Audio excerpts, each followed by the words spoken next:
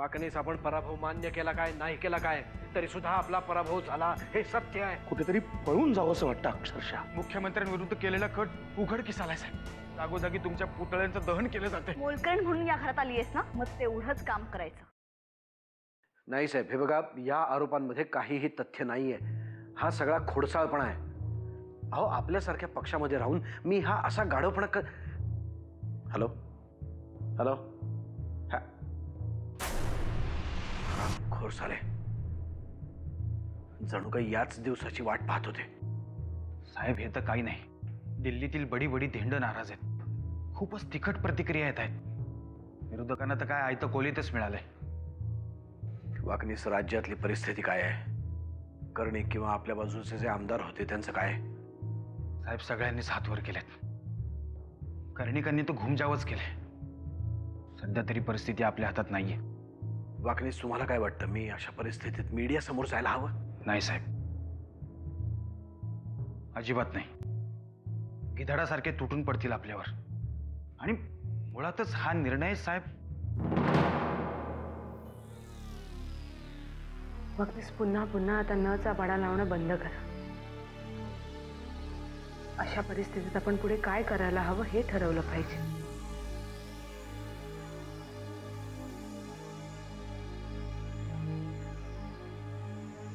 Radhika madam, इतके दिवस खूप ऐकून घेतलं तुमचं. पण आता बास.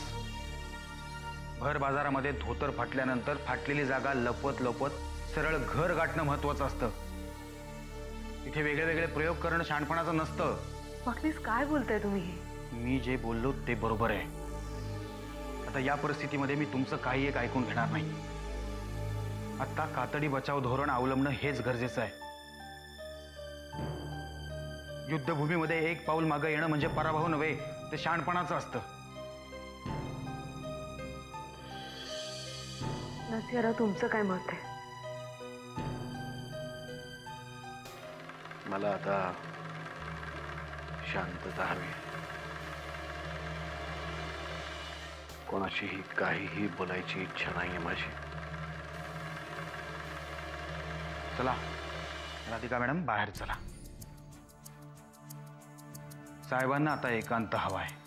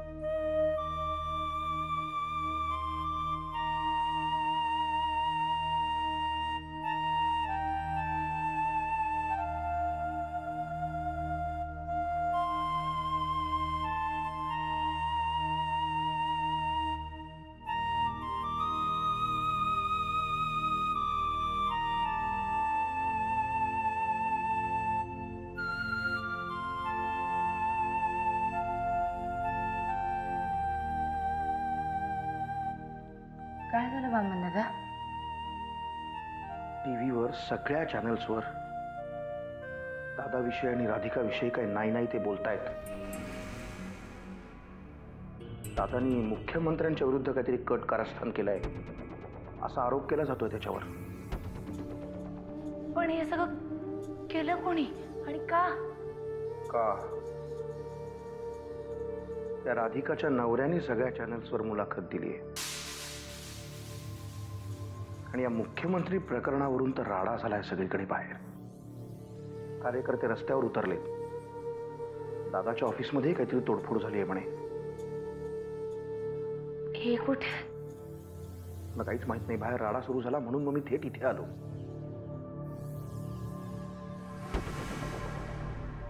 कोणतरी यांच्या जवळ असायला हवं.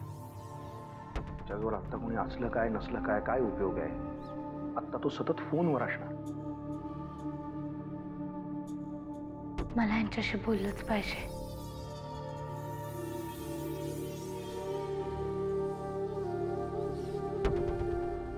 आई, आता तूच यांच्या पाठीशी उभी राहा.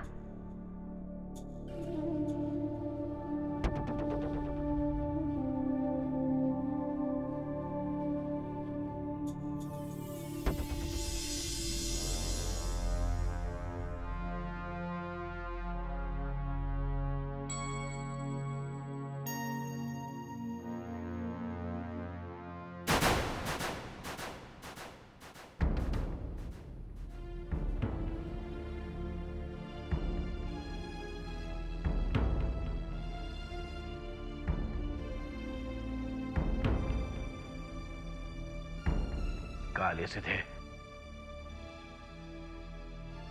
समाजात माझी नाचक्की झाली आहे ती पाहायला आलीस? आता घरभर ओरडून सांग सगळ्यांना, बघा बघा नरसिंहरावांकडे. तुम्हाला त्रास होईल असं नका बोलूत. जे झालंय त्याचा तुमच्या इतकाच मला सुद्धा त्रास होतोय. तुझ्या या शांतपणाचा मला जास्तच त्रास होतो. कोण समजतेस कोण तू स्वतःला? तुमची बायको. मी फक्त स्वतःला तुमची बायको समजते आणि या समजण्यामध्ये माझ्या कुठल्याही अटी नाहीये. तुम्ही माझ्यावर प्रेम करा किंवा करू नका. ए चल निघ इथून. तुझ्या बोलण्यातून मला सहानुभूतीचा वास येतोय. कधीतरी घेतली कोणाची सहानुभूती तर बाजारामध्ये लगेच आपली किंमत कमी होत नाही. पुन्हा पुन्हा तुझ्या बोलण्यातून मला माझी हतबलताच दिसतेय, त्यामुळे चालते हो इथून. तुमच्या नावाचं कुंकू लावते मी. आपल्या घराची अब्रू अशी वेशीवर टांगली जात असताना मला कसं बरं वाटते. उलट तुम्हाला मी हे सांगायला आली आहे की जर तुम्ही चुकला नसाल ना तर सगळं घर तुमच्या पाठीशी आहे.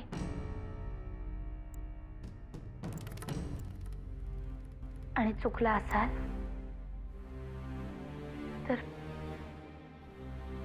तर देवाची माफी मागून मोकळे व्हा आणि पुन्हा सगळं नव्याने सुरू करा. आता मला तुझं सुद्धा बोलणं ऐकून घ्यावं लागेल. नाही नाही, माझं अजिबात ऐकू नका. मी एक अडाणी बाई आहे, पण तुमचं मन ते तुम्हाला खात असेलच ना. त्या मनाने तुम्हाला काही सांगितलं तर त्याचं नक्की ऐका.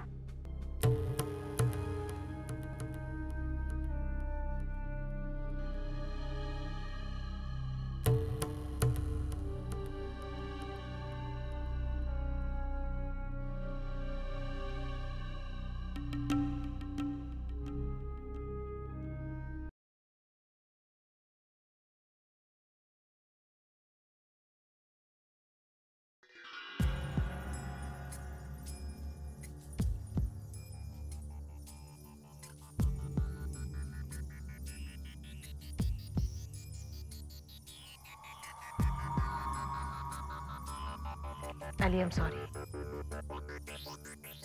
पण आता मला तुझ्या मदतीची नाही, निदान आधाराची तरी खूप गरज आहे.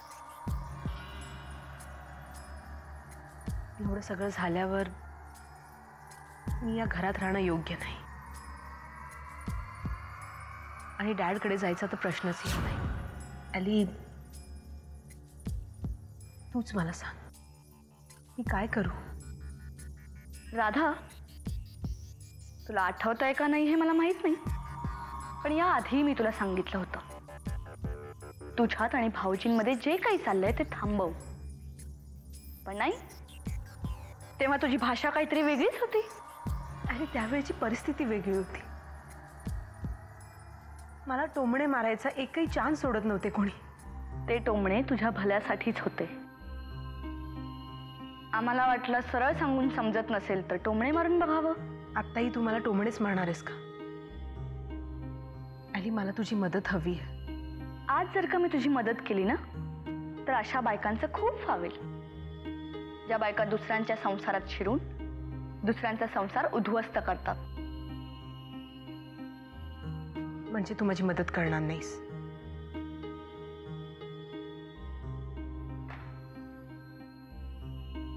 तू अशी अपेक्षाच कशी करतेस? मी जास्तीत जास्त तुला तुझी बॅग भरायला मदत करू शकते. चालेल?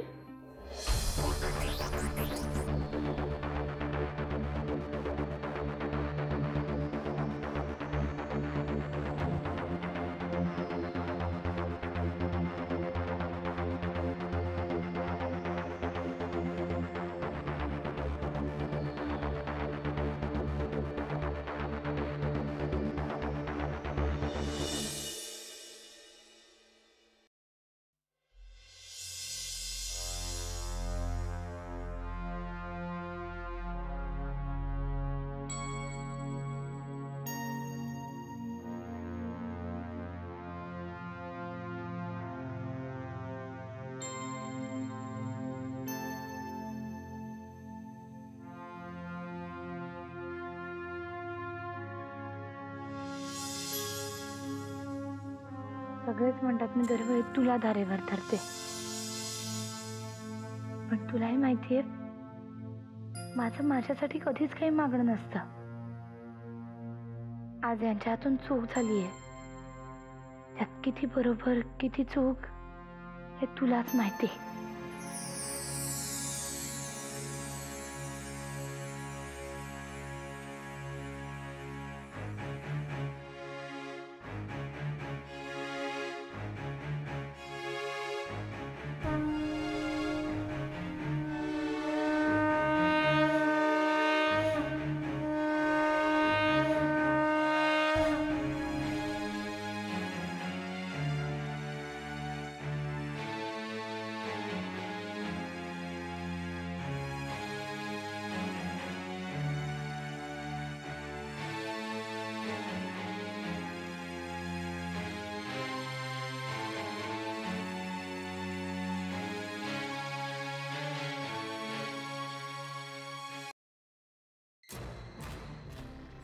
नशीब आलात, नाहीतर मला वाटलं.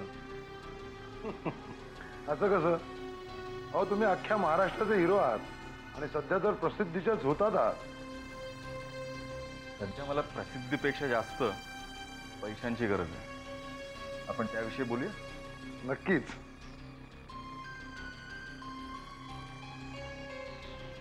हे घ्या, 10 लाख आहेत आणि सोबत जनार्दन रावांनी तुमच्यासाठी खूप खूप शुभेच्छाही दिल्या आहेत. आता एक काम करा, हे घ्या आणि गायब व्हा. मीही चाललोय मलेशियाला. काय आहे, नरसिंह नावाच्या सापाच्या शेपटीवर आपण पाय दिलाय ना, त्यामुळे तो आपला मागोवा काढत कधीतरी येणारच. हे बरं आहे तुमचं आणि तुमच्या साहेबांचं. शुभेच्छा दिल्या हे इतक्या मोठ्या आणि अशा घाबरवणाऱ्या. अहो, मी त्यांची खुर्ची वाचवले, त्याची किंमत फक्त 10 लाख. पुढचं पुढे बघू ना, सध्या एवढे तर ठेवा.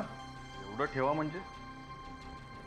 अहो, मी काय मुख्यमंत्री वाचवण्याचा विडा उचललेला नाहीये. आणि तुम्हाला काय सांगायला जातं हो? तुमचा वाटा तर मोठाच असेल ना. नाही, तुम्ही खा, काय खोबरं खायचं असेल ते. निदान माझ्यासाठी एक करवंटी तरी सोडा. खरं आहे तुमचं, मला नाही वाटत सध्या तुम्हाला यापेक्षा जास्त पैसे मिळू शकतील. ठीक आहे, मग मी उद्या एक पत्रकार परिषद भरवतो आणि सांगतो की आतापर्यंत मी जे बोललो ना ते सगळं खोटं होतं. तुम्ही लोकांनी माझ्यावर जबरदस्ती केली म्हणून.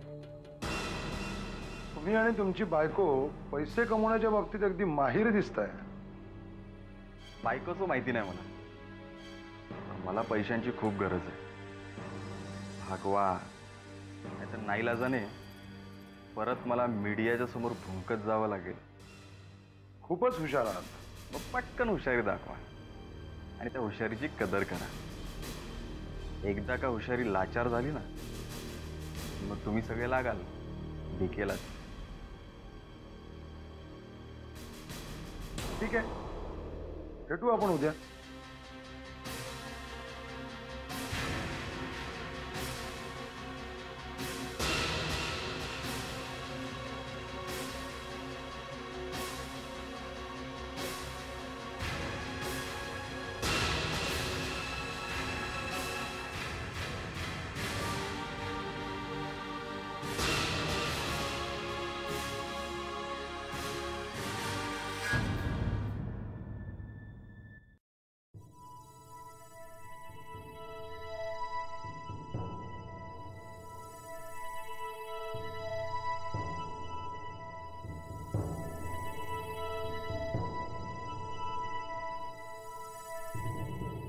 जे झालं त्या सगळ्याला मी जबाबदार आहे.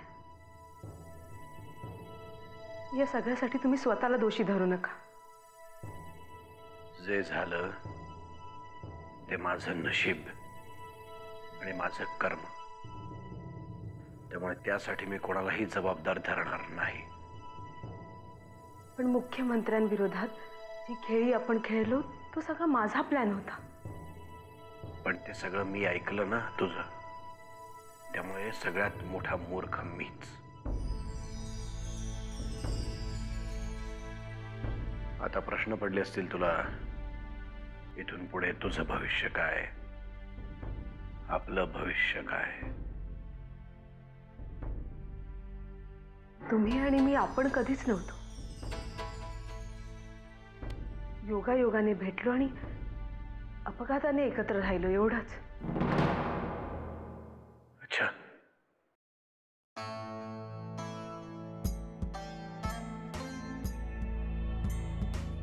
म्हणजे इतके दिवस ज्याला नातं म्हणत होतीस तो एक अपघात होता तर पश्चाताप होत असेल ना चुकीच्या माणसावर डाव लावल्याचा. असं काय बोलताय तुम्ही? इच्छा नसताना जे झालं त्याला अपघात म्हटलं मी. त्यानंतर प्रत्येक गोष्ट आपण स्वतःहून स्वीकारली होती ना. मला कशाचाच पश्चाताप नाही आणि कधी होणारही नाही. बस, आता मला काही ऐकायचं नाहीये, कारण माझी राजकीय कारकीर्द तर संपलीच. इतके दिवस ज्यांनी मला डोक्यावर बसवलं ते आता मला दगड मारतील. माझ्या मुलीपासून दुरावलो आणि या सगळ्याला जबाबदार. बस, यापुढे मी काही ऐकू शकत नाही. नरसिंहराव, तुम्हीही इतरांसारखा विचार केलात. माझं बोलून झालेलं नाही अजून. पण मला काही ऐकून घ्यायचं नाही. झाला तो तमाशा खूप झाला. सगळ्यात मोठा तमाशा माझा झालाय, फक्त माझा. आपण दोघेही हरलेले खेळाडू आहोत नरसिंहराव. आपण एकमेकांशी न बोललेलंच बरं. जिंकलेल्यांचं सगळं बरोबर असतं आणि हरलेल्यांचं सगळं चूक. हा जुगार आपण जर जिंकलो असतो आणि जर तुम्ही मुख्यमंत्री झाला असता तर कदाचित माझा हात हातात घेऊन तुम्ही मला हे सांगत असता की कसं फक्त माझ्यामुळे तुमच्या राजकीय महत्वाकांक्षा, तुमची सगळी स्वप्न पूर्ण झाली. पण आता तसं झालं नाही. त्यामुळे मी वाईट, मी कर्मधारी, तुमच्या राजकीय कारकिर्दीची वाट लावणारी, तुम्हाला नादाला लावणारी, सगळं मी.